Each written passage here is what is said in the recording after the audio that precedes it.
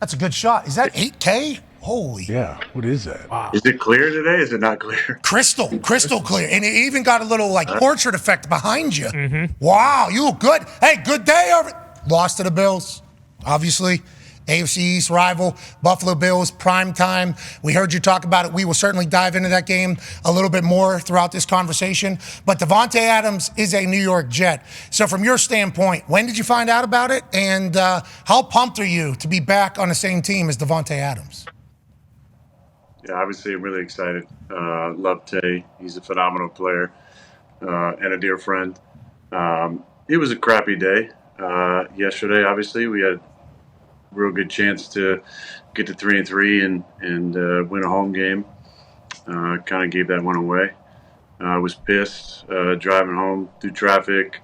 Had a couple messages. I was just not in the mood to talk to anybody. Got home and Tay had called me and texted me, and so I finally called him back. And so about 12:30, 12:45 last night, I heard the news. Okay, so as soon as you hear the news, what's that? Well!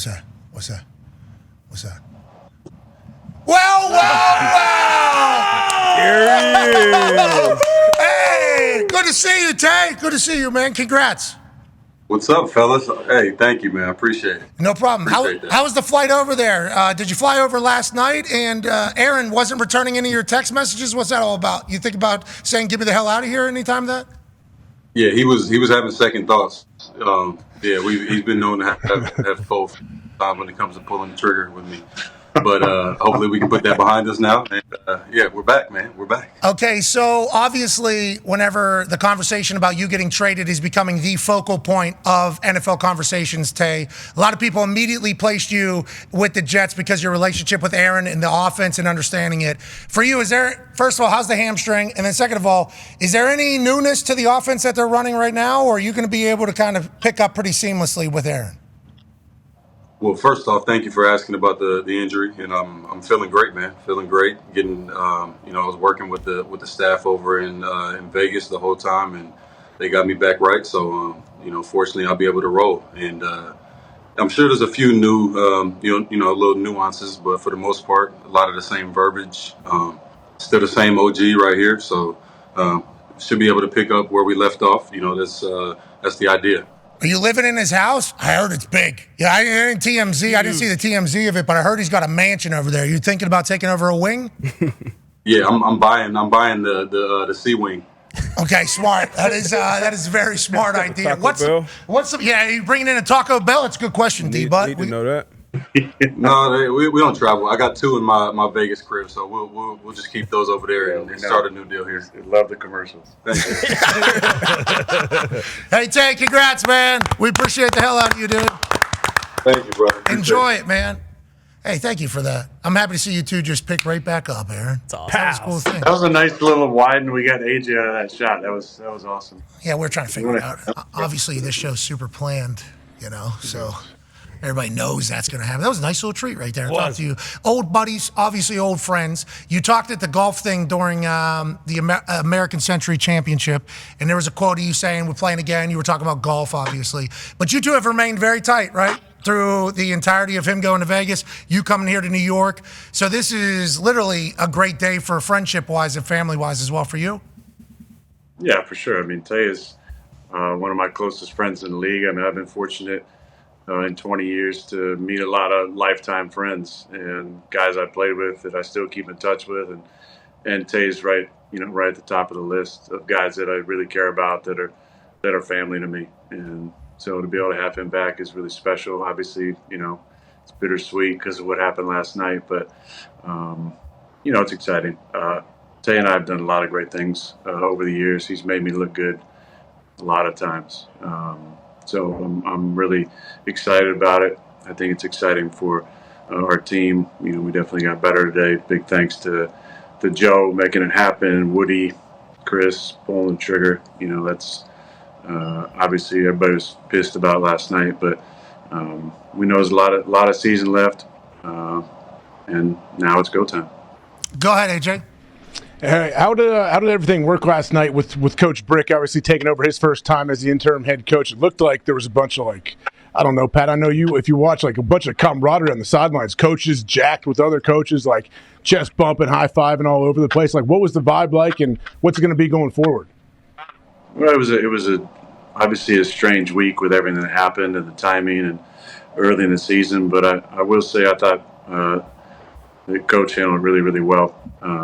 Team meetings, practice, words here and there, pregame stuff, halftime stuff. I thought he did a phenomenal job of keeping guys focused and bringing his own little flavor to it. So we love Brick. He's a fantastic guy, and we'll stand behind him. And man, people are calling me right now. I'm in a different office, but it's okay. A lot of people happy for you. They're calling Eric here, but shout out Eric. But no, I give Brick a lot of credit for how he handled everything. A tough situation. Obviously, we all love Robert. Robert, stood by him, brought him in.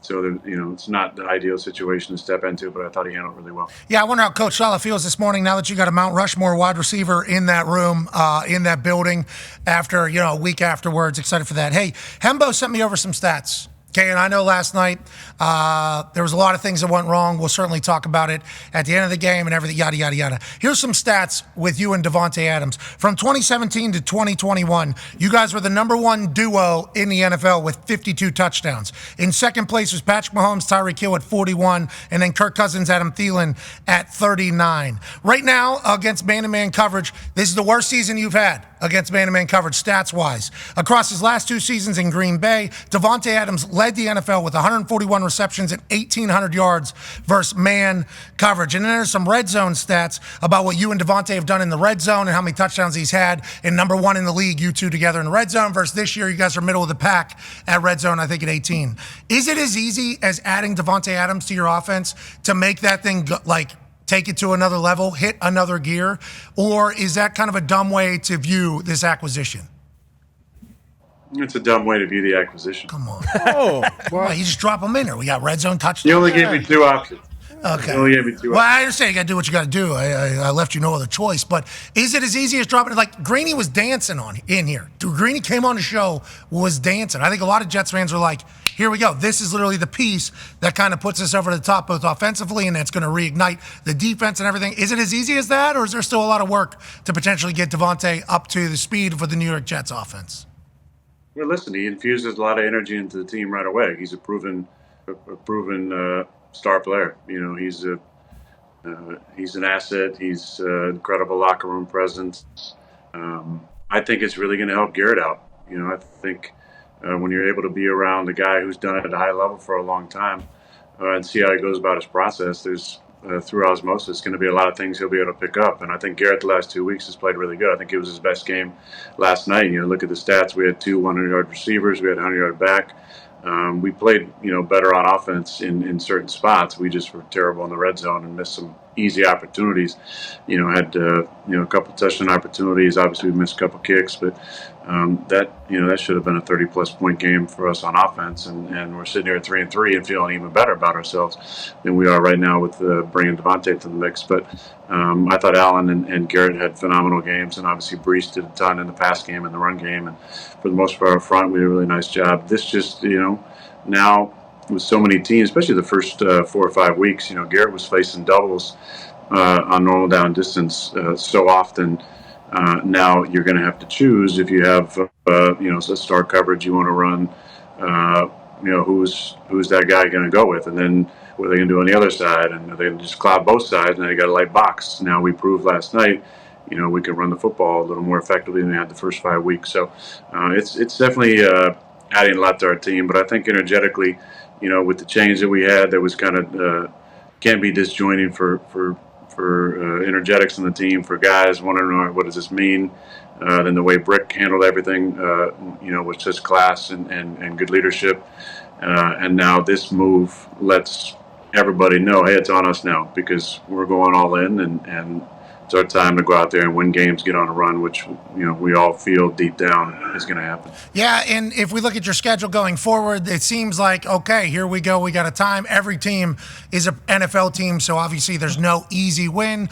But at the beginning of the season, felt like it was quite a lineup. Now, can you go on a run?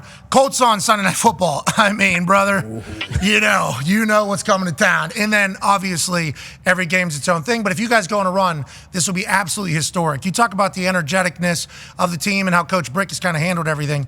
You apparently spoke your frustrations about Mike Williams last night, and obviously the internet and the reaction to that is different. It's like, okay, let's learn a little bit about football. That was probably what's about to happen, but also, why'd Aaron say that about one of his wide receivers? Whenever you do say something like that in a press conference, why? And also, how do you think, you go forward with Mike from this point?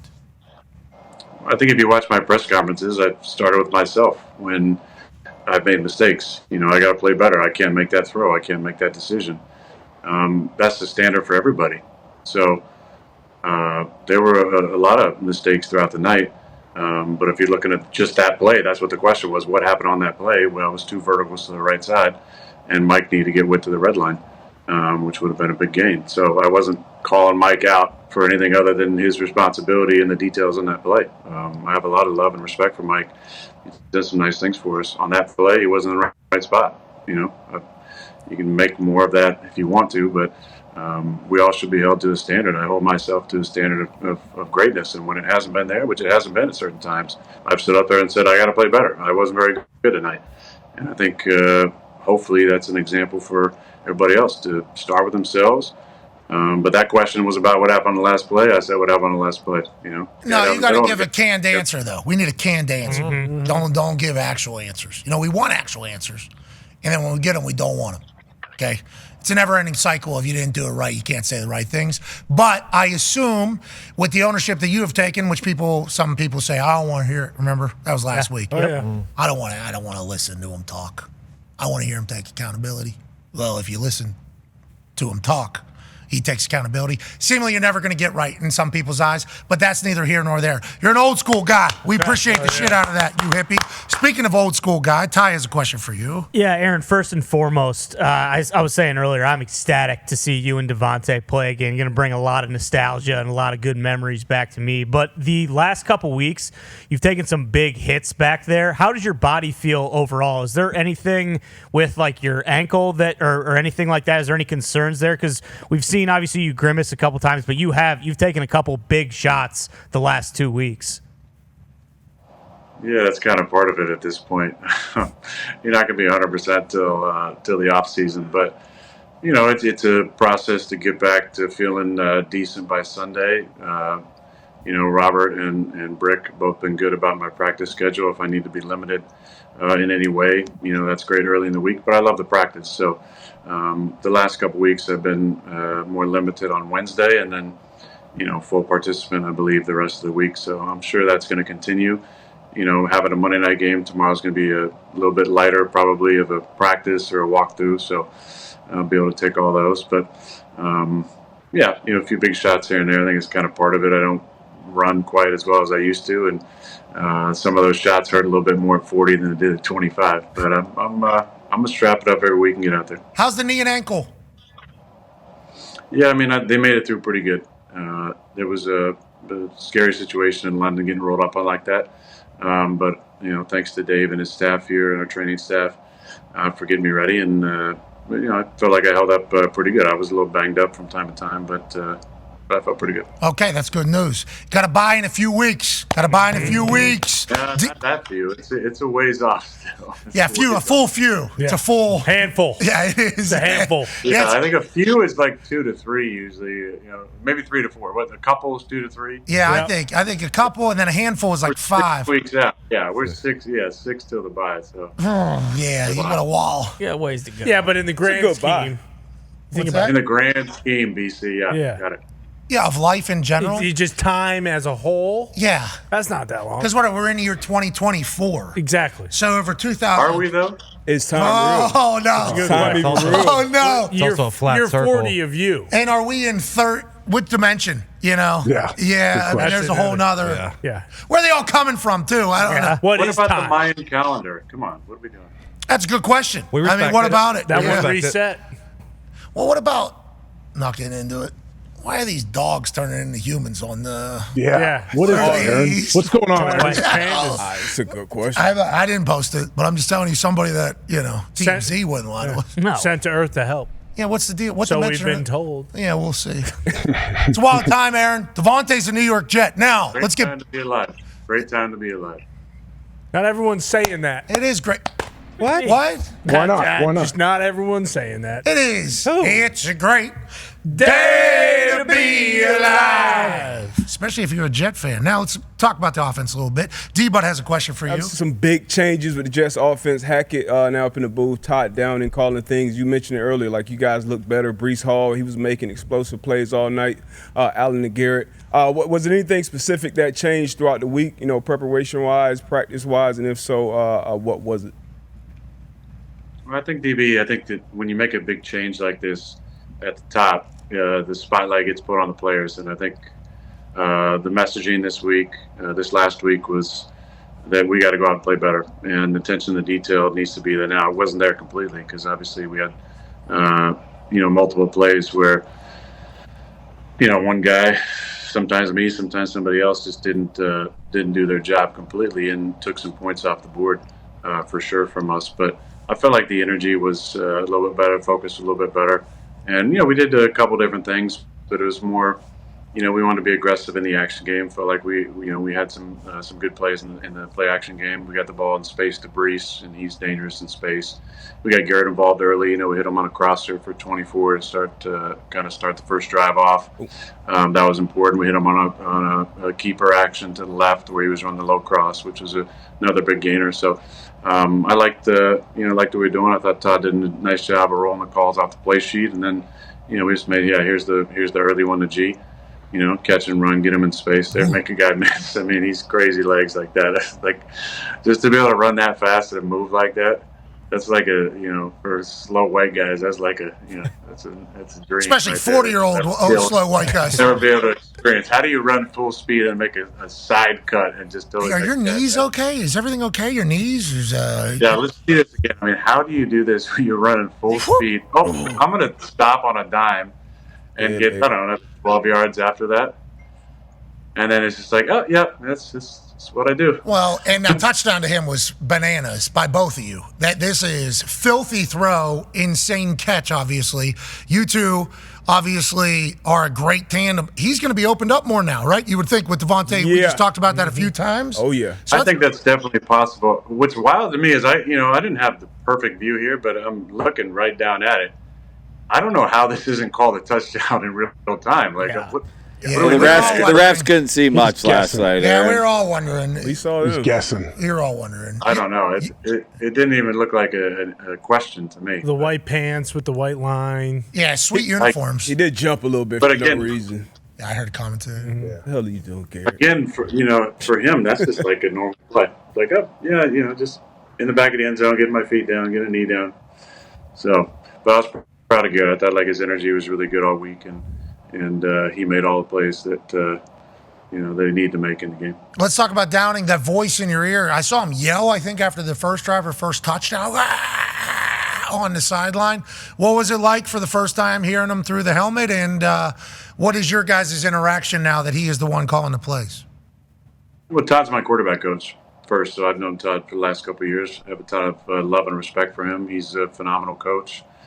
Just from a drill work standpoint of practice, I was really impressed last year with the stuff that he was working on that translates over to the game. It's so important. Sometimes those are throwaway reps, that people maybe don't care about as much, just kind of going through the motions. But it's never really the case in our quarterback drills. We're always working on something. Sometimes it has to do with the play from the previous week. Sometimes it's an expectation, or sometimes just a little tweak in the fundamentals that he wants to work on. So I love working with Todd. He's a great man.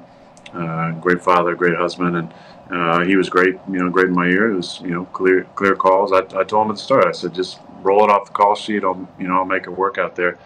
I thought he did a good job of trusting. I mean, even on the last drive that we had, we called a run with a fly motion, just unfortunately missed the block at the point of attack, but that would have been a 40-yard gain possibly. So I love the aggressiveness that we had, and I thought he dialed up a nice game. Speaking of that, I have a Hembo stat about you guys in motion.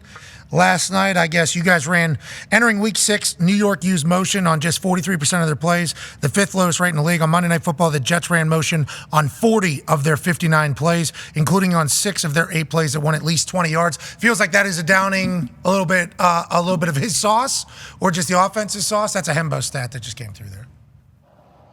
I mean, there's motion in the plan. I mean, that's our offense. That's what we did all training camp. So whether we harken back to some of that stuff or we just had an extra emphasis on it, it definitely worked for us last night. Go ahead, AJ. What's the secret to throwing a successful Hail Mary? Obviously, you've been very successful in your career doing it, but another one last night at the end of the half. Like, I guess, yeah. Take us through this? Like, how does this continue to work for you? Well, I mean, this is one of the lower ones I've thrown for sure. With the wind the way that it was going, if you got the ball way up in the air, that ball's really tailing from right to left. So actually, I threw it exactly where I wanted to, but it was supposed to be between the hashes, and the ball didn't really curve a whole lot. Allen made a phenomenal play. My view was him kind of getting boxed out from the start and maybe pushed a little bit, and then he moved himself over. But they rushed 2 guys. They called timeout right before the play. We actually had something else called, and I said, let's just call the Hail Mary here. Not try and get a few more yards and get out of bounds. So they went with a 2-man rush. Obviously we picked that up. They kind of added a guy late, but I was just trying to find a place to throw from. And then we're at the 50. That's not a difficult throw yardage wise. I think I'm throwing it from like the 42. Yeah, it's like 64 yards. You throw it in the air with no crow hop or anything at the age of 40. Well, no, I mean there was a little. I had a little crow hop. I would say, but the higher you get it, the more difficult it is for the judging of where it's coming down. That's kind of what I've always felt. Like I said, this is one of the lower ones, the one to Janice and Richard and Kabi. Those were much higher throws, I would feel like. But you just find a spot to throw it from, and then giving your guys a chance, and you never know what can happen down there. But how far can you throw a ball right now? If you're at the age, that's 64 right there. And you said I did have a little crow hop. Yeah, I guess you clearly stepped forward at one point. But how far could you? That's bananas to think as a 40-year-old. You need to know that. Listen, there's just certain guys you're going to be able to throw the rest of your life. I got to see Brett. Brett could still throw it today, and guys in the league now. I mean, I feel like Joe Flacco. Is one of those guys that's going to be able to throw it forever. And Matty Stafford. He's got a phenomenal arm. He'll be able to throw it when he's 70 years old. No problem. I feel the same way. I think that's something you kind of always have. But I feel like I can get it 70 out there if I need to. The arm has never really been an issue. We saw a couple Hail Marys laying 10 yards short of the end zone this year. yeah. We've already seen it. It's a fascinating time. Congrats on another one of those. Obviously better in a winning effort, but certainly electrifying going into the half. Conman has a question about something happened pregame. Yeah, Aaron, we showed a clip in the last hour of you shaking the hand of the Whitecap last night, and there were some theories on the internet, but my main question was how often, often, sir? Yeah, very respectful, very solid handshake, almost like a little bro hug halfway through. Does this happen most games for you, just kind of the refs and other guys coming over, paying their respects? And is this where he told you, like, hey, I'm going to get you a few today? If there's someone that lands on you, kinda, I'm going to give you 15. And how good did you feel about the sarcastic ball pull in the post-game presser? Because that was great. Listen, I've been a fan of South Park for a long, long time. I was fortunate enough to go to the studios one time years ago and meet Trey. I've said this, I don't know if I've said this publicly before, maybe once, but with zero sarcasm, Team America World Police got me through a dark time in my life. In 2013, I broke my collarbone. I was in a dark place. I was pissed. I'd never had like a major injury like that where I got to miss time. And I watched that movie every week the first week that I was out. And it just got me through the day, like just watching how ridiculous some of those scenes are, especially the deleted sex scene where there's some other stuff that happens. It's so incredible. But being a fan of the show, it's been a lot of great seasons. And one of the most amazing episodes, because they do some football stuff from time to time with the Broncos, was Randy Marsh and Sarcastable, where they're just walking around with a balloon, hugging each other. And I've made a joke about how the league, in some ways, is getting rid of some of the violence. And some of it's good. Some of the defensive player stuff is good. But as a throwback player, that's not a call that I want on Epinesa there. Like, it wasn't an egregious sack. It wasn't like major contact. And I know I was a part of rule changes. There was kind of like the Brady rule when the guy went low on him and tore his ACL, and now the low hits. When Anthony Barr drove me in the ground in Minnesota, this rule kind of came into effect about body weight. I've been upset many times, and even last night, about non-pass interference calls. Never really been one to make a ton of excuses or call for flags for roughing the passer. Now, if there's an egregious one, guy hits me in the helmet, and I look over and they don't do it, I might say, hey, what'd you see there? But I don't think that one or the one on Kinlaw met the standards for roughing the passer. I respect and appreciate Adrian and the other white caps and umpires around the league trying to protect the quarterbacks. But when we go too far with any of these rules, then we're going into the realm of Sarcastable. Randy Marsh might be proud, but that's not really the way that I want to see it. We ran it back. I don't think fans want to see it. No, nobody wants to see it. Last night there was too many flags. They put up a stat about how many penalty yards there were versus like the other. Brees Hall, I think, was in there like 150. Penalties at 204. It's like nobody's here. 169. Nobody's here for that. Ray Davis had a hell of a day. Yeah, whoa. Hell of a night for Ray Davis out of Kentucky. Obviously, congrats to him. 152. But nobody wants to see that. We ran your take back afterwards because a lot of people on the internet saying you're going to get fined for this, for obviously criticizing the officials. Whenever Sarcastable comes out of your mouth, you could tell like in the back of your mind.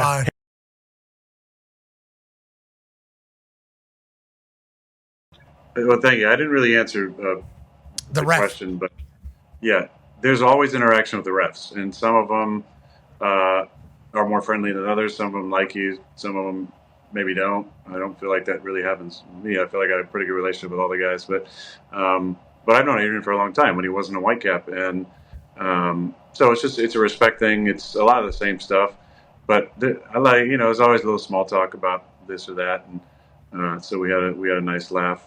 But yeah, those guys are there to protect us, and again, they're out there doing a job just like we're doing a job, and we get criticized like they get criticized. And if I felt like there was a couple, questionable calls, and I said it, that's the way it is. Like, if they're gonna find me for that, okay, fine, that's part of it. But they're held to their standards. They're held to their standard as well, and as much as we're frustrated by some of the calls. I just think if you watch playoff football, there's not a lot of calls usually. And whether that's the crews that are making it to the playoffs are calling less flags, or an emphasis on not throwing over, as many flags and letting players just play. But I felt like that there were definitely a few that were maybe questionable. I felt like the one on the goal line, when we ran the touchdown in, was, I had a view of it because I handed the ball off, faked it, and turned around, and it didn't affect the play, number one, at all. Number two, felt like they were just both going to the ground. That took 7 off the board. Not only 7, but we don't convert the third down there, then we miss a field goal, so we don't even get 3 out of it. That was a game-changing play on the 2-yard line. You don't see a lot of holdings inside the 5 in general, I would say, unless it's egregious. I just didn't feel like that met the level of being an egregious hold. Yeah, it was crop. We think it was crop. It was crop call. Yeah, we'll say it. You just say you don't think it hits level would be egregious enough to call it in that situation, especially with the outcome of said play to kind of move forward. I did see them correct a couple things, though, with the advanced replay or fast replay or whatever it is. I think that's good. And to the officials' credit, it has not been a conversation every single Overreaction Monday that the refs blew games. Like, that's first time, long time. Usually Overreaction Monday, I am high-horsing about how shitty these refs are and how they're ruining our good game. There's only been a few of them. Last night was certainly one of them where there's a lot of flags. Go ahead. We lost the game. We gave the game away. I'm not saying the refs ruined the game. I'm saying there were calls that impacted the game, but we lost the game. Nobody's blaming the refs for the game. No. I'm just saying normally normal NFL season, it's a lot worse, these refs. This year's actually been pretty good. Been pretty good this year. So it's like, I think they are striving to get better. This weekend, you got a big one. I know Davante's back in uniform alongside you, but it's a big one this weekend. AP Tone has a question for you. Hi, Aaron. My question comes in the form of a quote from the Great Wedding Crashers movie when they're playing some touch football. Are you ready for the noise to be brought on you? Are you, Aaron? I am. There's some special places to play in the league. There's a lot of great ones. And then there's a few that are really special. And I would say Pittsburgh is one of those places. For me, it's the history of it. I grew up watching an old VHS tape of Super Bowl highlights. And, 60s was Packers. And 70s was the Steelers. 80s was the Niners. 90s was the Cowboys. And that was kind of when it stopped. It was probably, probably didn't get to the 90s, but the 70s was the Steelers. So I grew up knowing all those names. I've got to meet some of those guys over the years, the legends that played in Pittsburgh, and it's a special place. You think about the cornerstones of the NFL. Obviously, Green Bay and Chicago with the history and how far they go back, but you can't write the history of the NFL without the Pittsburgh Steelers. And they got a great fan base. They got a great home field advantage. They got one of my favorite coaches and people in the league, and Mike Tomlin, and they play that renegade in the fourth quarter. You know what's coming. It's a great place to play. It's loud. It's a tough environment. We had a great one there in 2009, where we had them on the ropes there right at the end, and Ben threw a back shoulder ball to I think Mike Wallace to beat us in the last play of the game. And then 17, I was out with my collarbone.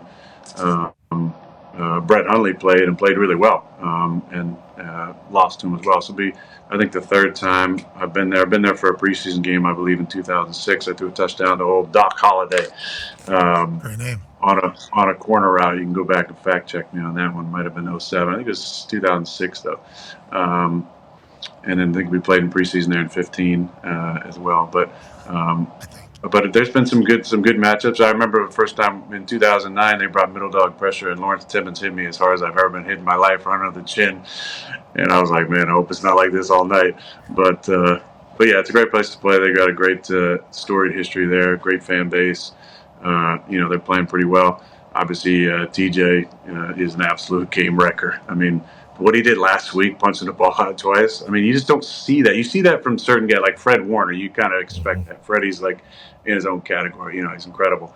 But a D lineman who can lead the league in sacks and be in the defensive, player of the really the MVP or defensive player of the year conversation every year when he's healthy, and then he does this twice. I mean, not just there on the field, but he did on the goal line as well. Here you go. Thank you. There's my clip. I mean, that's just not normal. It's just not normal. Like, crazy. He's in the league by himself. So a lot of respect for him. I remember when he was coming out.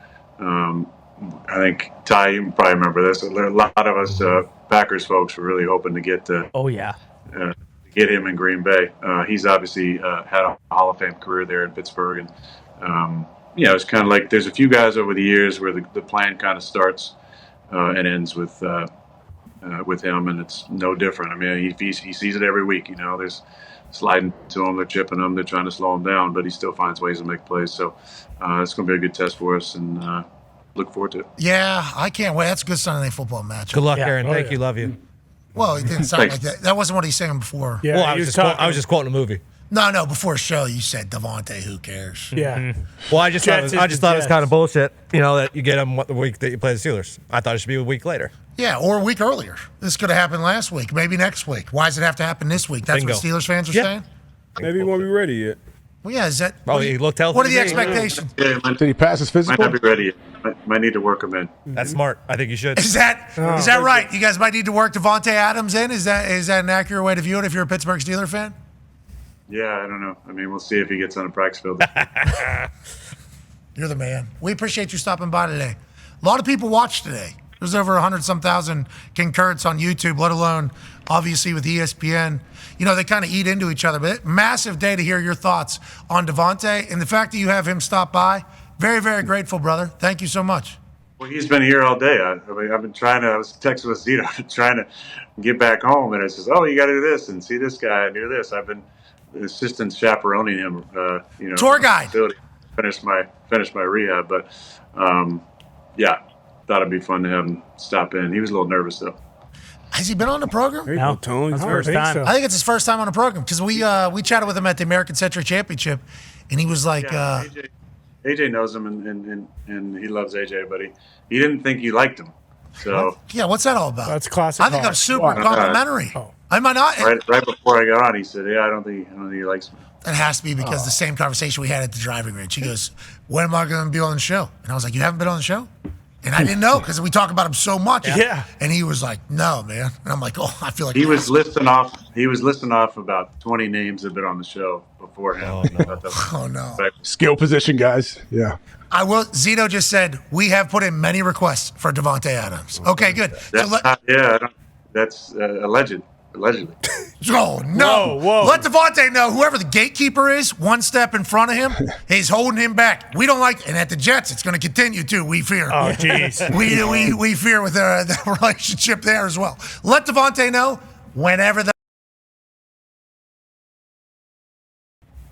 Well, maybe if he didn't rip everybody over here all the time, there'd be a little more receptivity. It's hard, bro. This thing's wide open. What do you want from me? It's wide open. This thing, these things, they're just wide open. Sometimes things happen, and who would we be? You haven't changed the bottom of that. Is that Zito? I'm just looking now. It says, at the bottom of my name there, it still says enthusiast. Yeah, It doesn't say non-recreational user. That's actually Nick at the far back. He's trying to paint an image. Words are spells because the way they are spelled. So the way that he spells enthusiast there instead of non-recreational user, I mean, it's certainly a message he's trying to put out there. Also, Steeler fan. Don't forget about that. Hey, Aaron said last week enthusiast was good. He said we never put recreational user. He cleared that up. We've always had enthusiast. Or a habitual user or daily user. Sure. Just every once in a while.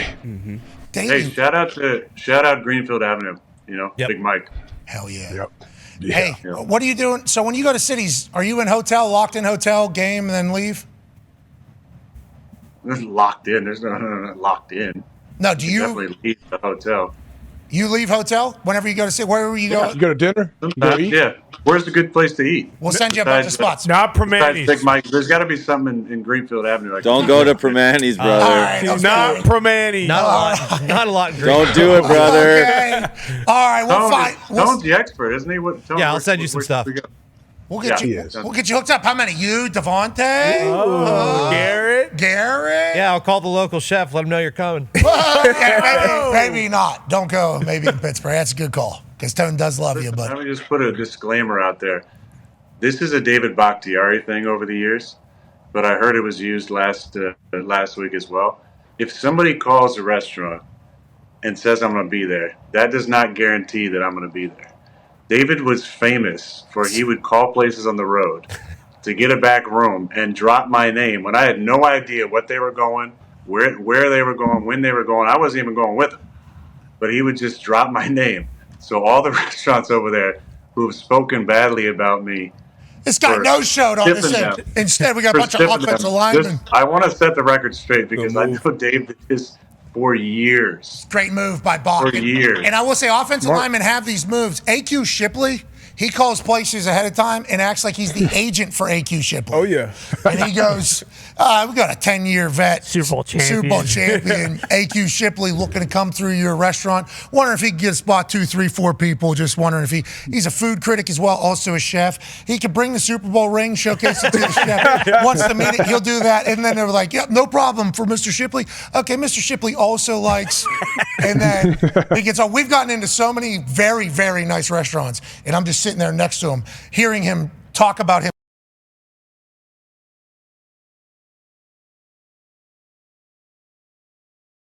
if I was the agent. I'm like, okay, way to be a method actor. Got us in there. Bakhtiari he was getting a reservation everywhere that you were going. You got to respect the move. Way to be a Miles Teller. Method actor. Hey, he did that drum, I heard. You know that Whiplash scene? You know Drumline? He was not in Drumline, I don't think. What? Are you sure? Was he sure? No, he was that one there. I don't know. I think he could read the music. I think Miles Teller could. Two different. His best movie though is That Awkward Moment. If you've seen it, It's great. Oh yeah, so good. Efron, So good. Michael B. Jordan. Miles is in it. I'm watching it. It's a great rom-com. It's great. fantastic. Absolutely. Does he have any more? What's he up to? I know he's cheering on Phillies. Philly's out. Yeah. Yeah, they are. Very quick. What's Miles Towers doing? It's baseball season. He's always He's filming something. New Top Gun coming at some point. Is that what he's doing there? Top Gun. New Top Gun's coming. Yep. What? Is that breaking? Oh yeah. I don't think that's breaking, but How's he feel that Glenn Powell's now the number one man on that set? Okay, we are getting reports from the back. He's working on 5 projects. None of them are Top Gun. well, yeah, because Top Gun doesn't start until TC. He sends a carrier pigeon. Peters. Got Glenn Powell's number. No big deal because we're going to Texas, Georgia this weekend. Ty's immediate thought is text him, ask him for TC's number. Yep. What are we even doing here? Yeah. And then we Google TC doesn't have a number. Email, website, got to find him. This guy dives in. He'll find you. Yes, he will. Have you TC, seen- we're looking. How many people in the sports media are doing what Miles and some of these entertainers doing on the Ozempic, though? What are you talking That's a rumor. That's not confirmed. Say Miles. Seems like that was pretty direct. Miles jacked up, not eating a lot now? Is that a conversation that's happening around Miles Teller camp? There's a lot of rampant Ozempic use, I think, going on. Big O. I think so too. Not here, brother. Cannot confirm. Can't confirm. Tone Diggs actually, he did the old school way. Yep, He lost working hard. 65 pounds in 1 month. He did the old school way. Diet, working hard, wearing trash bags. That's right. Not having General Tso's chicken every single morning somehow and losing weight. Clears you out. It's amazing. My body doesn't agree with China. Sounds like Miles and Tone got. Wow. Amen, brother. All right.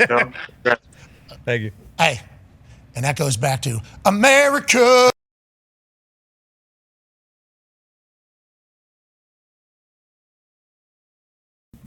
Congratulations on getting an old friend back. Sucks you lost last night, though. But you guys are still in it, very much in it. And I think that's the mindset heading forward. Good luck. Ladies and gentlemen, 4-time NFL MVP Aaron Rodgers. Yeah.